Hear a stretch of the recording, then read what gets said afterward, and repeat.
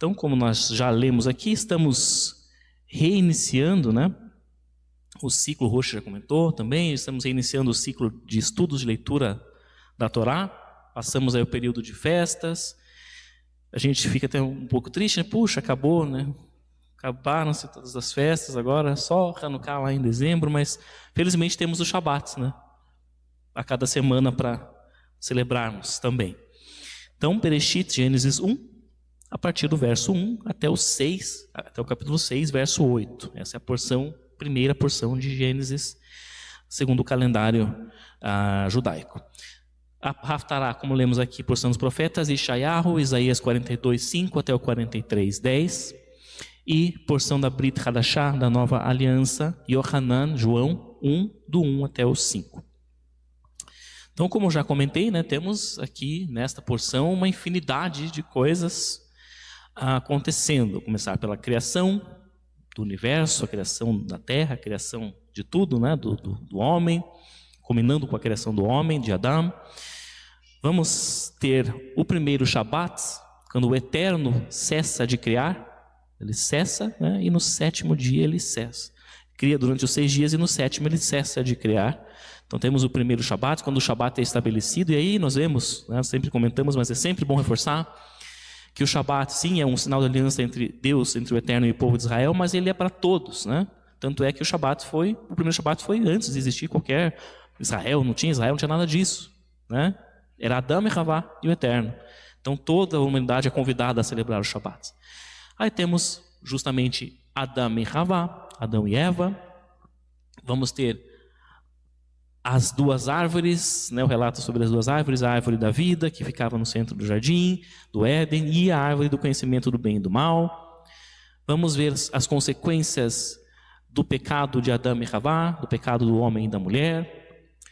Vamos ver a história de Caim e Hevel, Caim e Abel. Vamos falar sobre as gerações de Adão, lá de Shet, né, depois que nasce Shet, até chegar a Noé.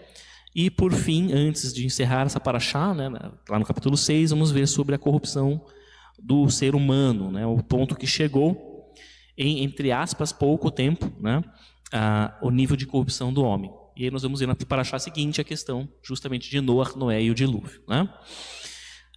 Então, como nós vimos aqui, né, essa primeira paraxá começa aí com muitas histórias e histórias variadas, né? Contando desde o relato da criação, em Gênesis 1:1, chegando até as gerações, uma genealogia de Adão, né? Falando de Adão nasceu Shet, daí blá blá blá, etc, até chegar a Noé. Mas por que essas histórias estão aqui na palavra, na Torá? Por que essas histórias estão aqui? De novo, né? A Torá é um livro de histórias, ela está preocupada em nos contar a história de alguma coisa. Muitas pessoas, inclusive nas igrejas, muitas pessoas leem Gênesis dessa forma. Vou ler para saber como foi a criação. Vou ler para saber como foi tal coisa. Um livro de histórias, então é para eu saber como foi a história. Será que este é o propósito? Se for este o propósito, por que essas histórias estão colocadas ali, essas especificamente, né? Nós que estamos aqui já estamos carecas de saber que a Torá não é um livro de histórias. Não é para a gente saber como foi tal coisa, não é para saber como foi. A Torá não tem a preocupação em ser um livro de história, mas sim de ser para nós um manual. É um manual, é um guia, né? E se a Torá é esse manual, esse guia, qual o propósito disso tudo aqui? Né? Por que o Eterno escolheu estas histórias especificamente e estes detalhes específicos sobre essas histórias aqui e não outras coisas? Pergunto para vocês, estava conversando com o Ricardo, voltando da festa no Shemini Atzeret, estávamos conversando sobre isso. A Torá, por exemplo, não fala muito sobre os outros filhos de Adão e Eva, né? Além de Caim, Abel e Shet. Com certeza eles tiveram outros filhos, obviamente tiveram outros filhos, nós não sabemos, nem mal sabemos o nome deles, né? O que aconteceu com eles, como eles eram, como não eram. Eram fiéis ao Eterno, não eram, não sabemos. A Torá não fala, por exemplo. Temos a misteriosa questão de por que fala no começo, né, que o Eterno criou o homem e a mulher do barro, depois vai falar que criou a Eva lá depois. Isso aí é debate rabínico, inclusive, né? Tem diversas opiniões sobre isso. Não sabemos detalhes sobre isso, por que está assim. Não sabemos diversas outras coisas. Por que a Torá, por que o Eterno escolheu essas aqui e detalhes sobre essas aqui especificamente? Então, com que objetivo, né? Com que propósito? De novo, seria apenas para nós conhecermos a história do mundo, a história do ser humano, né? Já que tem aqui, pelo menos aqui, tem uma ordem cronológica, né? Então começa com a criação, vai, tem uma ordem cronológica ali. Então, mas será que é só para nós conhecermos isso tudo, de fato? E se for, ainda assim, por que esses detalhes estão ali e não, por exemplo, como que Adão aprendeu a fazer fogo? Né, que tem lá. como que Adão descobriu o fogo? Como que ele aprendeu a fazer fogo? Podia estar, né, na Torá ali, Adão um dia estava lá, daí a gente junta com aquelas coisas, né, aquela teoria, né?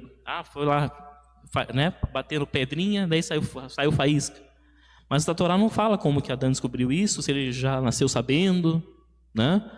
Se ele já foi criado sabendo. Não sabemos essas coisas. Então por quê esses detalhes especificamente? Se a gente pegar só esta paraxá, só esta porção, do capítulo 1 até o 6:8, nós temos mais ou menos aí 2000 anos de história. Se a gente pegar ali pela genealogia, né, de Adão, lá, a gente vai ver que tem mais ou menos 2000 anos de história. Nesse período só do capítulo 1 até o capítulo 6 de Gênesis. 2000 anos de diferença. Entre Bereshit e Noah, né, a porção seguinte. Mas a Torá só conta desses 2000 anos essas histórias aqui. Especificamente, essas questões aqui especificamente. Isso porque, obviamente, elas parecem e elas devem ser essenciais, né, para o enredo que a Torá quer trazer para nós, ela sendo pensada como esse manual. São essas histórias que são essenciais para nós entendermos qual é a mensagem que está aqui, né? E um ponto específico nessa paraxá, no meio dessa paraxá, deixa claro que essas histórias todas, que tudo isso aqui tem uma conexão temática mesmo, de algo que o Eterno quer passar, né? E nós vamos começar por Caim e Hevel, Caim e Abel, que está o relato aqui nesta porção de hoje. Então, vamos lá para Gênesis, Bereshit 4, verso 9. E disse o Eterno a Caim: onde está Hevel, Abel, teu irmão? E disse Caim: não sei, acaso o guarda do meu irmão sou eu? Isso é logo depois, obviamente, que Caim assassina, né, que ele mata Abel, tá? O Eterno vai questioná-lo. E esta é a resposta que Caim apresenta: por acaso o guarda do meu irmão sou eu? Né? E segue o texto, além no versos 11 e 12, assim. Aí já são as consequências, aí é o que o Eterno proclama para Caim depois do que acontece. Então, agora maldito és tu mais que a terra. Algumas traduções vão trazer ali, maldito és tu da terra, mas a ideia que passa aqui é mais que a terra, que abriu sua boca para receber o sangue do teu irmão, de tua mão. Quando lavrares, o solo não dará mais a sua força para ti, fugitivo e errante serás na terra. Aí vem as consequências, então, para Caim, algumas delas, né? E no verso 14 vamos ter o seguinte: isso já é Caim falando: eis que me expulsas hoje de sobre a face da terra, e da tua presença me ocultarei, o mefanecha esater, e serei fugitivo e errante na terra, e acontecerá que todo o que me encontrar matar-me-á. É importante destacar uma coisa aqui. Eu coloquei em hebraico ali, da tua presença me ocultarei, porque algumas traduções, inclusive a versão aqui da Sefer, traz assim, ó, verso 12, né? Verso 11. Verso 14, perdão. Eis que me expulsas hoje de sobre a face da terra, e da tua presença não me poderei ocultar. Não é, está errado. Não tem um lo ali, não é não. É o contrário. Da tua presença estarei oculto, me ocultarei. O mefanecha esater. tá? Não tem um lo, essa terra, não é o contrário. Então algumas traduções se perderam um pouquinho ali. Então, me ocultarei, tá? Depois a gente vai ver o porquê disso. Então, desses versos que estão aqui, alguma coisa nos lembra algo parecido que acontece em outro ponto da Torá? Sim? Então vamos voltar um pouco mais. O Ricardo falou, não vai dar para voltar para Bereshit, mas dá para voltar para Bereshit, dentro de Bereshit dá para voltar, né? Do princípio vamos voltar um pouco mais, um pouquinho mais, e vamos ver que sim, lá em Gênesis 3, um capítulo anterior, quando Adão e Havá comem do fruto, né, da árvore do conhecimento do bem e do mal, e ouvem a voz do Eterno Deus que passeava no jardim na direção do dia, e eles esconderam-se o homem e sua mulher da presença, olha só, de novo, esconde, ocultar da presença do Eterno Deus dentro da árvore do jardim, tá? Então, eles se escondem também, né? Assim como Caim diz, estarei oculto da presença do Eterno, né? E quando isso acontece, logo depois que isso acontece, o que acontece com Adão e Havá? O que acontece? Qual é a punição que é dada para Adão, por exemplo? Né? Vamos pensar nisso, guardem isso por enquanto. Qual é a punição que é dada para Adão? Aí, tem mais uma palavra aqui, no verso seguinte, que vai conectar esse episódio com o de Caim e Hevel. Né? Verso 9. E chamou o Eterno Deus ao homem e disse-lhe, Aieca, traduzido como, onde estás? Já falamos sobre essa palavra aqui em um outro momento, mas Aieca não tem uma tradução exata. Onde estás talvez seja o mais próximo possível para a gente entender, mas eu pergunto para vocês, por acaso o Eterno, Todo-Poderoso, Onisciente, não sabia onde eles estavam? Ok, sabia, eles... Daí ele diz, ele estava só querendo que eles dissessem. Mas não é bem isso. Não é bem isso. Nós temos um livro na palavra, no Tanar, que tem aquela mesma raiz ali, chama-se Eicha. É o Aleph, o Yud, o Kaf e o Rei. É uma palavra da mesma raiz de Aieca. Qual livro é Eicha? Lamentações. Traduzido como Lamentações, né? Por que Lamentações? Porque Aieca é um expressar de lamento. Não é só onde você está. É um lamento. É como se fosse assim: o que vocês fizeram? Por que vocês quiseram se afastar de mim? Algo assim. Não tem uma tradução exata, mas será algo mais próximo disso. Aieca. Por quê? O que vocês foram fazer? Né? Quase isso. Seria algo mais próximo. Vem de uma raiz que expressa lamento. Um lamento. Um lamentar. Né? E essa palavra, ou essa raiz, também aparece lá em Gênesis 4, no episódio de Caim e Hevel, Caim e Abel. Gênesis 4, 9. E disse o Eterno a Caim: Ei! Olha lá, o Aleph e o Yud. Ei, Hevel, teu irmão. Onde? Cadê? O que aconteceu? O que houve? O que foi que você fez com Hevel, teu irmão? Nesse sentido. E aí o Caim responde e disse: Não sei, acaso o guarda do meu irmão sou eu? Né? Mas de novo essa palavrinha desse lamento. Né? Vamos pensar que naquele ponto da história, isso era algo inédito. Ninguém tinha matado ninguém antes, até ali. Certo? Então, imagina o peso disso para o Eterno. Imagina o impacto disso. E por isso ele... Ei, o que houve? O que foi que você fez com o Hevel, teu irmão? Nesse sentido. Né? E além disso, a resposta que Caim também dá ali, ecoa, de certo modo, né? Aquele fugir da responsabilidade dos pais dele. Certo? Que quando eles pecaram, o que o Eterno foi questioná-los? Aieca, né? O que eles fizeram? A mulher, foi não sei o quê. O homem foi, foi a mulher que me deu. E a mulher, foi a serpente. Cada um querendo, né, fugir da responsabilidade. Não tem nada a ver com isso. E isso, a resposta de Caim ecoa isso também. Ele é tipo, que? Eu não sei de nada. Por acaso eu só guardo meu irmão? Não. Eu não sei o que dele, não sei de nada dele. Eu não tenho nada a ver com ele. Nesse sentido, querendo, né, fugir da responsabilidade, do mesmo modo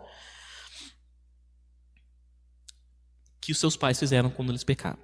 Então, agora sim nós vamos pensar, vamos retomar, e o que vem depois? Qual foi a punição que foi dada para Adão e Havá, para Adão ali especificamente? Vamos voltar ali para o capítulo 3, verso 17.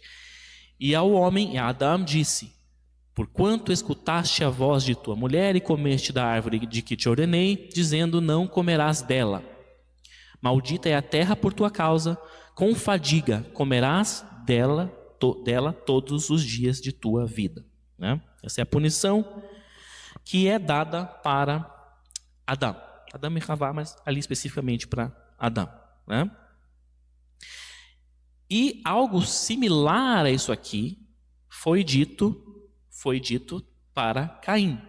Nós já vamos ver daqui a pouco. Né? Algo similar a isso. E em Gênesis 3, 24, um pouquinho mais adiante, nós vamos ver o que houve também. A consequência final para Adão e Havá foi esta, certo? E expulsou o homem e colocou ao oriente do jardim do Éden os querubins e a lâmina da espada que se volvia para guardar o caminho da árvore da vida. Né? Porque naquela condição em que eles agora se encontravam, eles não poderiam mais comer da árvore da vida, porque se comessem como estavam da árvore da vida, eles seriam eternamente pecaminosos. Não teria chance de redenção nesse sentido. Né? Então, não podiam mais entrar e comer da árvore da vida naquela condição. Então, foi dada uma punição para Adão relacionada à terra, certo? Que a terra não brotaria mais, porque até então ele não precisava plantar, certo? As coisas brotavam. Era assim que era no Éden. As coisas brotavam, cresciam, ele não precisava fazer esse trabalho de ir lá plantar, regar e ficar debaixo de sol e lavrar a terra, etc. Ele não precisava fazer isso. Então foi dada uma punição relacionada a isso. Não vai ser mais assim. Agora você vai ter que, já que você quer, então você vai se virar agora. Não? Você vai ter que ir lá plantar, você vai ter que ficar debaixo de sol, trabalhando no sol escaldante, para gerar o teu alimento para a tua família. Essa foi a punição relacionada à terra. E depois foram expulsos de onde eles estavam. E aí, se a gente for lá então para Caim, o que houve com ele também? O que aconteceu? Vamos ver lá no verso 11. E agora maldito és tu, mais que a terra. Por que mais que a terra? Né? Guarde isso por enquanto um pouquinho. A gente está vendo que existe um claro paralelo entre as duas histórias. Claramente aqui. Tem um paralelo entre Adão e Havá e Caim e Abel. Né? Mas tem também algumas diferenças nessa história que nós já vamos ver. Né? Então nós tivemos lá no Éden, Adão e Havá pecaram e um lançando a culpa no outro. Né? Aqui no capítulo 4, Caim não admitindo que ele tinha matado, assassinado o seu irmão, se fazendo até de bobo, né? Não sei, eu só guardo meu irmão, não sei de nada. Né? E a questão da terra.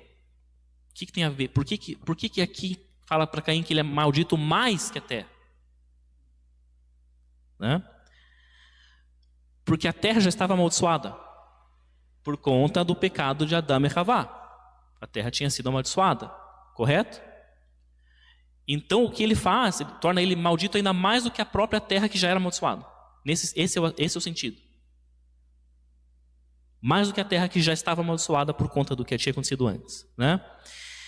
Então Caim, ele recebe uma punição bem mais severa. E olha o que fala: quando você lavrar, nem quando ele lavrasse, nem que ele trabalhasse o solo daria para ele fruto. Olha só. Diferente de Adão, se ele fosse trabalhasse e lavrasse, o solo ia dar fruto para ele. Mas para Caim nem isso. Então essa punição muito mais severa, muito mais dura. Né? A terra não produziria para ele, mesmo que ele a cultivasse. Mesmo que ele a cultivasse. Não ia produzir de forma alguma. Né? E aí, né, nós temos também uma outra questão que aparece ali no verso 15.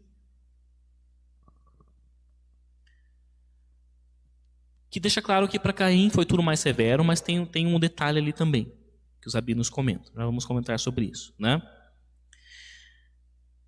Existem paralelos entre as duas histórias, de fato, mas para Caim foi tudo mais severo, foi tudo mais pesado. Foram mais pesadas as punições, como se as coisas tivessem piorado já nessa geração seguinte de Adão. Caim já era a segunda geração, certo? Como se as coisas já tivessem piorado bastante, então a punição também foi maior, né?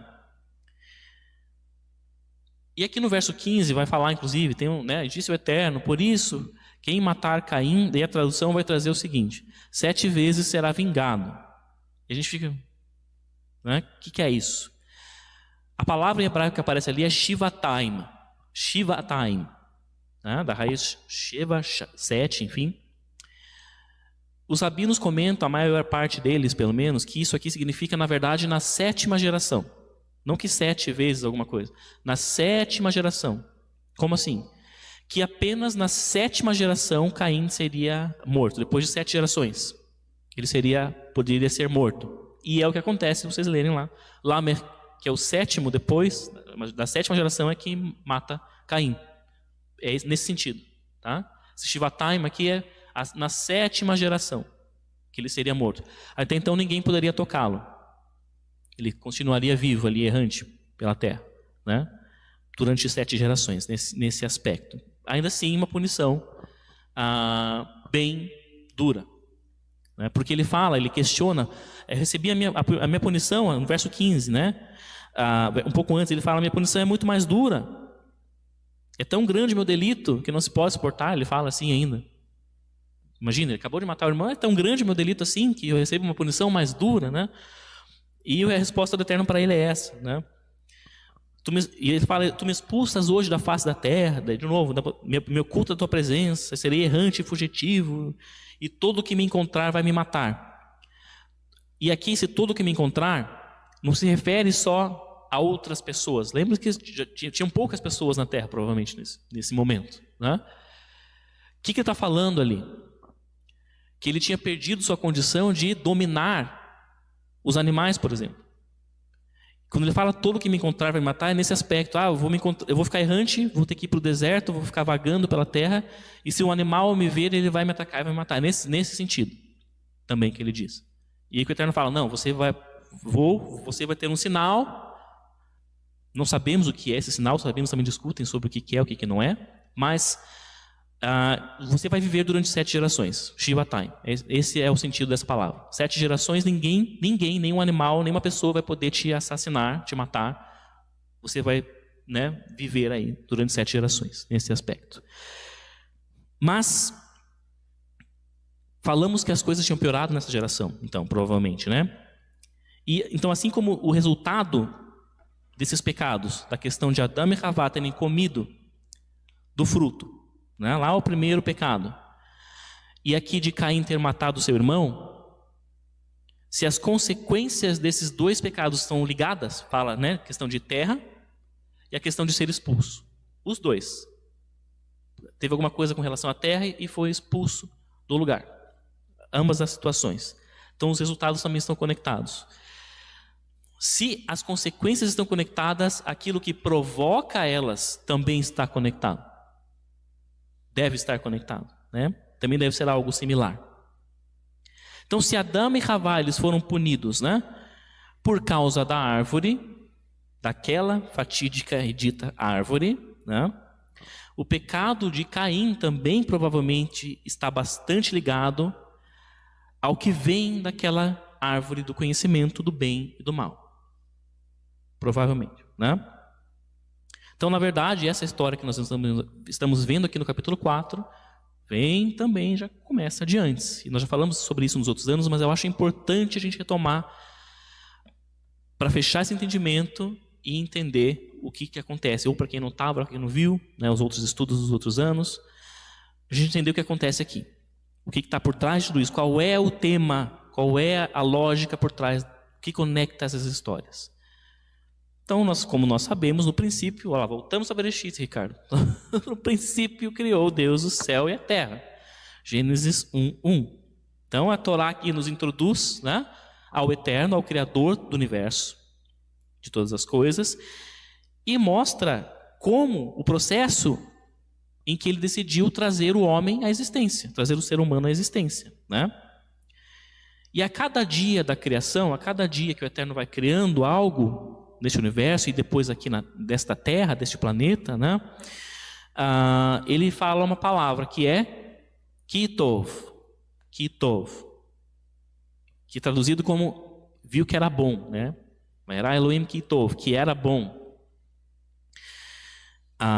E o homem, ele vem então a desfrutar, ele viria a desfrutar de tudo aquilo que o Eterno estava declarando Kitov, certo? Porque o homem é criado e colocado onde? Lá no jardim, né? Então o homem viria a desfrutar de todo esse Tov, de tudo aquilo que o Eterno estava proclamando Kitov, né? E nós temos também, né, neste Kitov, já falamos aqui, até falamos no Rosh Hashanah, esse Kitov não é só assim o Eterno olhando e que legal. Bom, não é só nesse sentido. Isso era um juízo do Eterno. Quando ele fala Kitov, ele está decretando um juízo, que aquilo deveria existir. Ele cria, analisa, examina, isso deve permanecer, isso deve existir. E aí aquilo persiste, existe. Era um juízo. O Eterno agindo, Deus agindo como um rei, criador e juiz. Era um juízo, esse Kitov, né? E aí a gente vai ver lá no capítulo 2, verso 18, por exemplo. Olha lá. Quando não é Tov, Lo Tov, não é bom que esteja o homem só. Far-lhe-ei uma companheira frente a ele. Quando ele cria Havá, Eva, né? O Eterno examina Adão, vê o homem e diz, não é bom. Lo Tov. E é um juízo. Não é bom que ele fique sozinho. Ele precisa de alguém, ele precisa de uma companheira, né? E cria Havá. Nesse sentido. Então é o Eterno, esse Tov, Lo Tov, e depois vai ter o Ra, que nós vamos ver, é o Eterno decretando juízos sobre o que deveria permanecer, o que deveria existir ou o que não deveria existir, ou o que não deveria ser, né? E aí, seguindo aqui, aliás, um pouquinho antes desse verso, nos versos voltando para o 16 e 17, nós vamos ver as árvores, né? A questão das duas árvores. Então, o Eterno julgava, o Eterno era juiz, o Criador, o Rei, né? E ele julgava e ele dizia o que era bom e o que não era bom para o universo, para a terra, para o ser humano que ele tinha criado, certo? Ele determinava o que era e o que não era bom. E aí, ele criou esse mundo e o jardim para o ser humano, né? Para que ele pudesse se relacionar com o ser humano ali. Mas nós tínhamos essa única restrição, que está aqui nos versos 16 e 17. Uma única restrição, né? A árvore do conhecimento do bem e do mal. Então ordenou o Eterno Deus ao homem, dizendo, de toda a árvore do jardim podes comer, mas da árvore do conhecimento do bem e do mal não comerás dela, porque no dia em que comeres dela morrerás. Nós já falamos aqui o que é esse conhecimento do bem e do mal. Mas vou recapitular para quem não estava ou para quem não ouviu das outras vezes, rapidinho. Não é eu saber o que é bom e o que é mal. Não é, eu sei que é mal matar o outro. Se fosse isso, por que seria algo ruim? Se fosse para eu saber o que é mal nesse aspecto, por que a árvore ia ser ruim? De eu saber que matar o outro é ruim, né? É óbvio. Ou de eu saber que eu não devo roubar o outro, ou que eu sei que é bom eu amar o meu irmão. Não é nesse aspecto que é esse bem e mal aqui. Se nós estamos falando que neste ponto da história o Eterno era o juiz e dizia o que era bom e o que era mal, então é a isso que está conectado essa árvore. E a esta ideia de alguém dizer o que é bom e o que é mal para si, para o outro, para o mundo, etc. Vamos guardar isso por enquanto, né? Mas se não era para comer, por que afinal de contas essa árvore estava lá? Se não era para pegar, por que tinha que estar essa árvore lá? Se não era para comer. Não era mais fácil, então, essa árvore, vamos supor, eles estavam lá no Éden, não sabemos como que eram, se já tinham os continentes dessa forma ou não, porque depois veio o dilúvio, né? Depois quando baixou talvez tenha mudado tudo, mas tinha uma porção de terra, seja ela como fosse. Então, que colocasse essa árvore lá no fim, lá no finalzinho, lá longe, que eles nunca achassem essa árvore, né? Ficasse só a árvore da vida ali no jardim e a outra árvore do conhecimento ficasse lá nos cafundós, lá, que eles nunca achassem, né? Nos confins, né? Mas por que ela estava ali no jardim, se não era para comer, afinal de contas, né? Por que estava lá? Então, o Eterno criou o Éden, e isso ele diz, né? Para colocar o homem ali naquele jardim.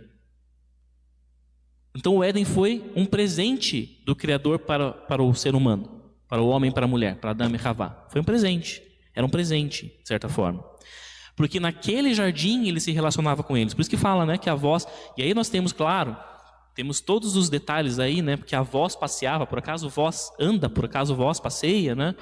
Então, detalhes, né? Por aí, não vamos entrar nisso agora. Mas era ali naquele lugar que havia uma comunhão do próprio Criador com o ser humano. E era algo direto, né? Eles ouvirem audivelmente, verem a glória do Eterno, provavelmente, nitidamente ali, naquele espaço. Então, era um presente, aquele lugar, aquele jardim era um presente do Criador para o ser humano. E o que acontecia ali, essa comunhão, era um presente também, né? Mas ele queria que o homem entendesse que tudo aquilo que eles tinham, que tudo aquilo que eles estavam vendo, que todas aquelas árvores frutíferas, que aquela paisagem maravilhosa, aqueles rios provavelmente lindos, cristalinos, né? No qual eles nadavam talvez, tudo aquilo que eles tinham ali não era de graça, não tinha surgido do nada por causa deles, né? Mas que tinha vindo de alguém, no caso dele, certo? Ele queria que eles entendessem que era um presente dele para eles, do Eterno para eles. E eu já dei esse exemplo aqui, mas vamos lembrar, né? Quem é pai, quem é mãe, por exemplo, quando você, chegou o aniversário do seu filho, da sua filha, e você você vai dar um presente para ele, né? Compra lá um carrinho, né? Uma coisa que ele queria muito, ou ela queria muito, e você dá um presente para o seu filho, para sua filha. E aí, o seu filho chama lá o amiguinho, chama a amiguinha, vão brincar lá no dia do aniversário. Ele vai lá e abre o presente. E fala, que legal, olha esse brinquedo, que legal, né? E o amigo pergunta, da onde vem esse presente que a gente deu? E você lá escutando. E o teu filho fala assim, não sei. Apareceu aqui. Estava aqui na minha cama, quando eu acordei. Como que você se sentiria? O que você espera que o seu filho, quando você dá esse presente para ele, o que você espera quando ele olha aquele presente, o que você espera que ele lembre? Que você deu aquele presente para ele porque você ama ele, obviamente, porque você ama ele. Não é que você espera uma retribuição, não é nesse aspecto, mas você espera que ele olhe para aquele presente e ele lembre que foi você que deu para ele. Nesse sentido. E era isso que o Eterno queria do homem. Que ao ver aquele jardim, que ao ver aquelas coisas, o homem lembrasse que era um presente do Criador para ele. Nesse sentido, né? E que isso ia ser demonstrado de uma única maneira. Que o homem respeitasse a única árvore que não pertencia a ele. Que era a árvore do conhecimento do bem e do mal. Se o homem respeitasse o espaço que era do Eterno, do Criador, era um sinal de que ele estava lembrando que aquilo tudo era um presente do Criador para ele. Por isso essa árvore estava lá. Era uma forma de o homem dizer e agir com a sua atitude. Eu lembro que isso tudo é um presente do Criador para mim. Eu tenho tudo, eu tenho todas as árvores aqui, eu tenho todas as frutas diferentes, eu tenho todos os legumes diferentes. É só aquela lá que é do Eterno, tá bom, então eu não vou tocar naquela. Porque eu tenho todo o resto aqui, tudo isso que ele me deu. Nesse sentido, por isso aquela árvore estava ali. para que ele lembrasse disso e praticasse isso. Esse era o objetivo, né? Demonstrar esse respeito. Lembrando que eles eram o quê? Convidados naquele jardim. Eles eram meros convidados para estarem ali. E eles iam demonstrar isso dessa forma. Por exemplo, né? Você faz uma festa na sua casa, chama lá os amigos, né? Para ir lá um jantar na sua casa. E você convida os seus amigos à mesa, né? Eles vão lá visitar a sua sala, a cozinha da sua casa, né? Sala de jantar, cozinha, enfim. Mas, se vamos supor que lá um dos amigos sai, sem você falar nada, e sobe lá no segundo andar da sua casa e começa a entrar no seu quarto, e olhar o que você tem no seu guarda-roupa, o que você vai sentir? Invadido, né? Porque não era isso, você convidou eles para jantar com você. Você não deu autoridade para eles subirem lá no seu quarto e começarem a abrir suas coisas e revirar suas coisas, né? É a mesma coisa, por isso, esse era o sentido dessa árvore ali. Para que eles fizessem isso, praticassem isso. E se esta árvore do conhecimento do bem e do mal era do eterno, por que essa era do eterno? Por que a árvore dele é a árvore do conhecimento do bem e do mal? Porque o conhecimento do bem e do mal é ser juiz. É dizer isto que tov, que ra, lotov. Esta característica de ser o juiz, de determinar o que deve e o que não deve existir, era do eterno. Isso que estava dizendo isso aqui. É isso. Só ele tinha esse poder e essa autoridade de ser o juiz, de determinar e de decretar o que deve e o que não deve existir. Este é o sentido dessa árvore. Tá? Então, Adão e Havá, quando eles comem, quando eles desrespeitam, quando eles invadem o quarto do eterno, quando eles saem da sala de jantar, sobem e vão no quarto do eterno e tocam nas coisas do eterno, é como se eles quisessem pegar para si esta característica. Dizer para si mesmos, não, eu sei o que é bom para mim. O eterno, o Criador, por que o Criador tem que dizer o que é bom para mim? Eu sei o que é bom para mim. Eu tenho que dizer o que é bom para mim. Este é o sentido disso tudo, né? Então eles passaram a se achar os donos de tudo. Quando eles fazem isso, né? Com autoridade para fazer suas próprias regras, né? Tomaram para si o direito que era do eterno. E a gente vai ver, já falamos isso também, mas é bom lembrar que lá em Gênesis 3:6, às vezes existe uma ideia na teologia, em geral, né, de que foi algo mágico, assim, como se fosse eles comeram, a mulher comeu, né, e plim, num passe de mágica, caiu tudo, caiu a glória, como se fosse algo mágico, assim, místico, né, que tivesse acontecido, e não é exatamente isso. Se a gente ver o verso de Gênesis 3:6, olha o que fala, já falamos disso, mas vamos lembrar. Antes de comer, antes de tocar na árvore, antes mesmo de tocar, viu a mulher que tov, que era algo que só o Eterno dizia, até aqui então em Gênesis. Antes de tocar, ela já tinha pecado. Antes de comer, já tinha acontecido. Não foi quando comeu que virou plim, um passo de mágica, caiu tudo. Antes aqui, já tinha acontecido. Kitov. E Yeshua fala isso, né? Que o homem quando olha, né? Ele dá um exemplo, né? Não é o adultério, não é só você ir lá de fato cometer o ato de adultério. Se o homem olhar para uma mulher e pensar na sua cabeça, já pecou. É isso, porque já aconteceu aqui, já maquinou, já tramou. Já tomou para si, não, eu escolho. E é isso que a Eva faz aqui. Ela tira, antes de comer, ela já decidiu, já pecou ali. Ela já tira do eterno. Não, eu vou dizer o que é bom para mim. Ela viu que era bom. É bom para mim essa árvore. Olha que fruta bonita, é bom para mim. Eu vou comer. Então, antes já aconteceu, né? A intenção dela já tinha acontecido aquilo. Então, o ser humano, a partir dali, tanto Havá, a Eva quanto o Adão, e depois os seus descendentes, o ser humano, ele passa a querer declarar o que é bom para si, né? Na sua própria perspectiva. querendo tirar o Criador. Não, o Criador não tem que falar nada, eu vou escolher o que é bom para mim, nesse sentido.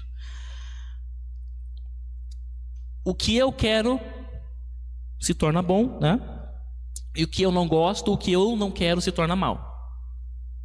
Então, as regras devem ser sobre o que é bom para mim. É isso que o ser humano fez e continua fazendo, né?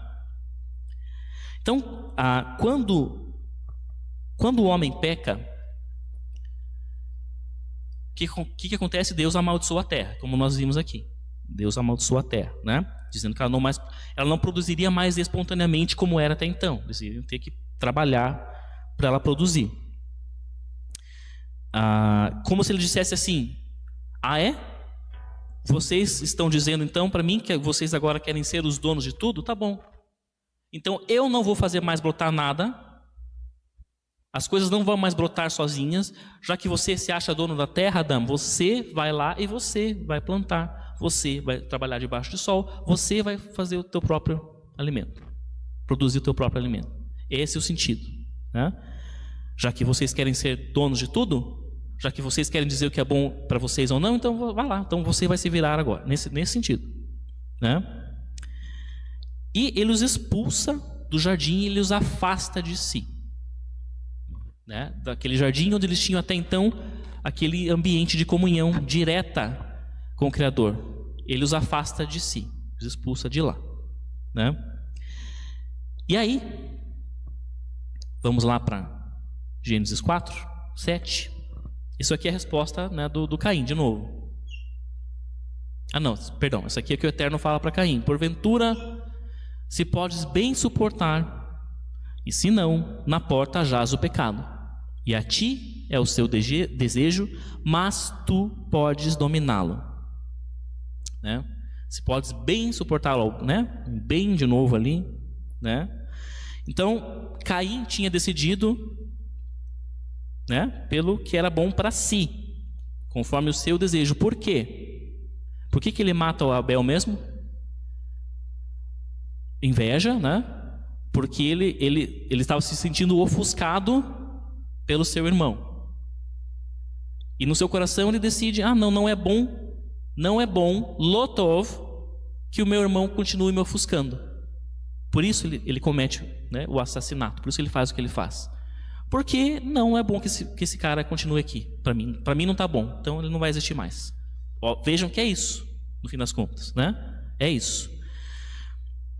E depois ele ainda finge, como seus pais, né, que nada tinha acontecido. Não, eu não sei de nada. Não sou eu, sou a guarda do meu irmão. Não sei, deve estar por aí em algum lugar, né? Ele finge que nada tinha acontecido.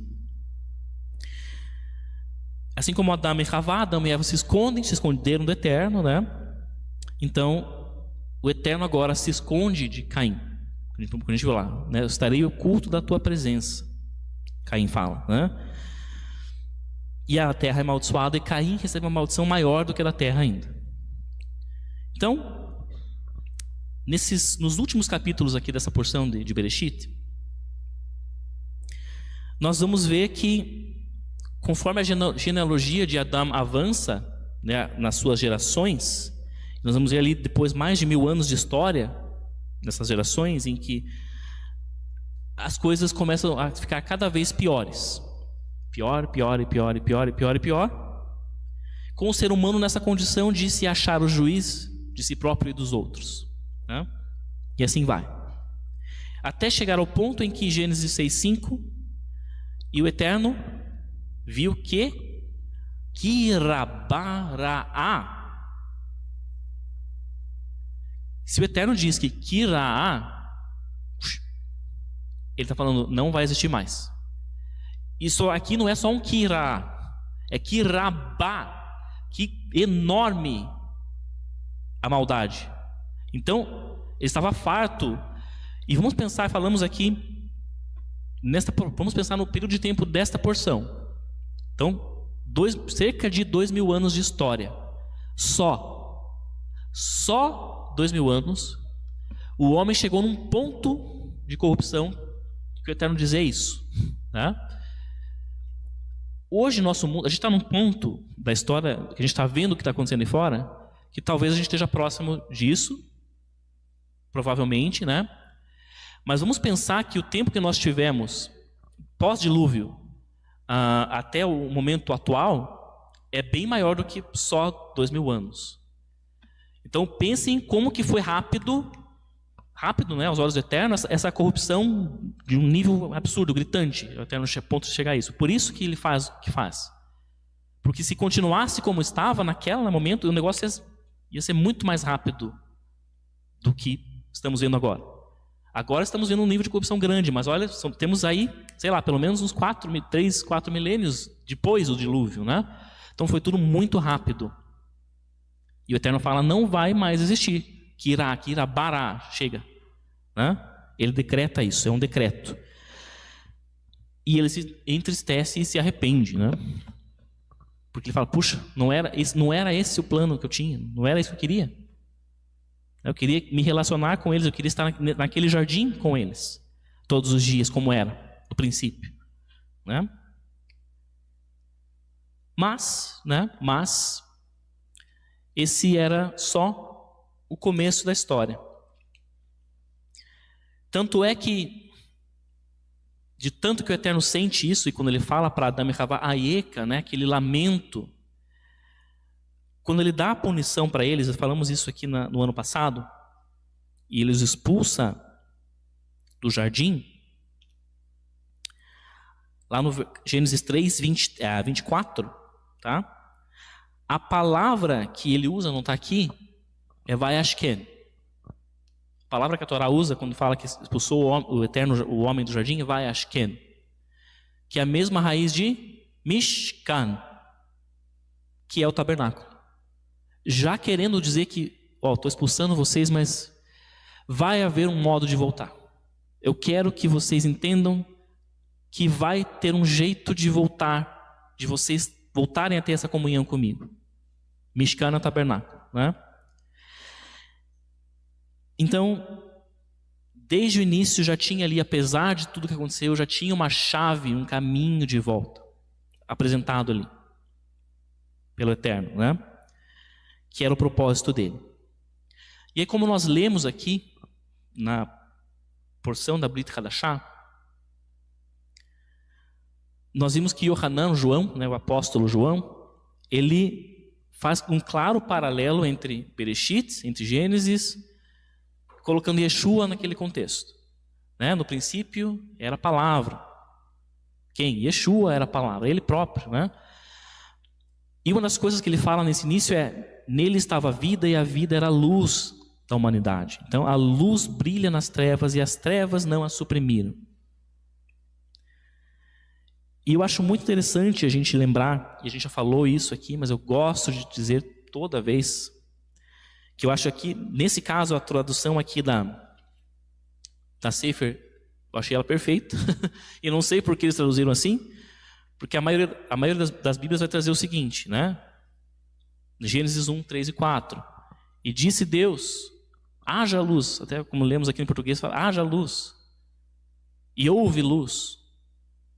Só que o verbo que está aqui em hebraico, quando fala, ele fala Irieor. E aí a Torá aqui da Sefer, quem tem a Torá da Sefer, essa capa azul, vai ver que eles colocaram desse jeito. E disse Deus, seja luz. E foi luz. E viu Deus a luz que era boa, e separou Deus entre a luz e a escuridão. Quando você fala seja luz, é como se você está falando para alguém. Né? Você, seja tal coisa. Abraão, seja uma bênção. Se tu, né? Seja uma bênção. Está falando para alguém, seja luz. Rieor, seja luz. E foi luz. E alguém foi luz. Por quê? Lembrando que aqui nesse ponto, né, da criação ainda não existia o sol, a lua, que foram criados lá depois, lá no quarto dia, se não me engano. O sol, a lua, as estrelas, né? Isso, no quarto dia. Então, aqui era uma outra luz, essa luz aqui. Independente do que você pensa, era uma outra luz. Isto é fato, não é a sol, não é a lua, não é as estrelas. Nós cremos aqui, entendendo as escrituras, entendendo a palavra, que era o próprio Yeshua aqui. Por isso que João e Yohanan fala que ele estava na criação. Porque ele foi a própria luz que permitiu com que tudo fosse criado ali. com que as coisas fossem colocadas em ordem. A ordem só veio naquele planeta que estava em caos a partir do quê? Desta luz aqui, deste alguém que o Eterno falou, seja luz, e ele foi luz. Aí a ordem começou a se estabelecer, a partir desta luz. Já falamos aqui no ano passado, que era o próprio Yeshua aqui. E existem inúmeras referências a isso, além de João aqui. O próprio Yeshua fala, eu sou a luz do mundo, né? Quem me segue não andará em trevas. Isso não é só uma metáfora, creio eu. Ele sabia do que ele estava falando, né? E provavelmente uma referência ao próprio princípio. E tanto é que o princípio foi assim, se a gente for lá para o final, lá para Apocalipse, olha o que fala lá em Apocalipse 21, 22, 23. Que a cidade, a Nova Jerusalém, que vai descer do céu, não é nós que vamos subir para o céu, é Jerusalém que vai descer do céu, né? Mas a cidade não necessita do sol nem da lua para brilharem sobre ela. Por quê? Porque a presença de Deus lhe dá luz, e quem que é a sua candeia?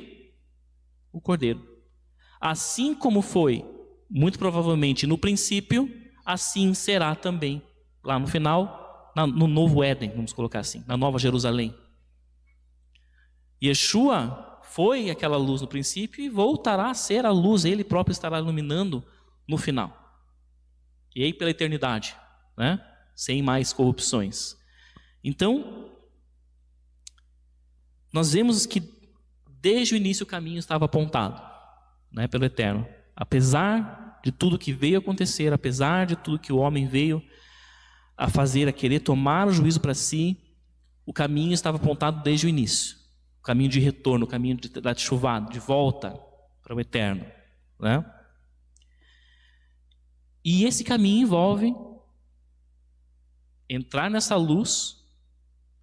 E o que é uma luz que você não tem controle sobre ela, né? Se ela não estiver lá, você fica no escuro. O grande pecado, o grande mal do homem que vem lá de Adão e Havá é ter quisto tomar o controle para si. E por isso que para todos nós, até hoje, é muito difícil entregar o controle de volta para o Eterno. Nós queremos, no nosso dia, o tempo todo, ter o controle das coisas. Se nós não temos o controle das coisas, a gente se apavora, né? E este é o temor, isso é o Irat Hashem, este é o temor do Eterno, não é ter medo de Deus. Que relação é essa que você tem que ter medo do seu pai? Não é medo, tenho medo de ir para o inferno, quase, né? Muitas pessoas têm isso, eu vou servir a Deus para não ir para o inferno. Mas que relação que é essa? Né? O temor do Eterno não é ter medo, e sim, entrega o controle de volta. E você vai ter medo. Você vai ter medo porque toda vez que nós não temos o controle, nós temos medo. Esse é o temor, por isso que é temor do Eterno. Mas o temor é entrega de volta para Ele, o que era dele. O que deve ser dele. Que é o que nossos pais lá, Adão e Havá, fizeram. Quiseram pegar para si. Pegaram para si o que era do Eterno. Agora a gente tem que devolver. Esse é o caminho de volta.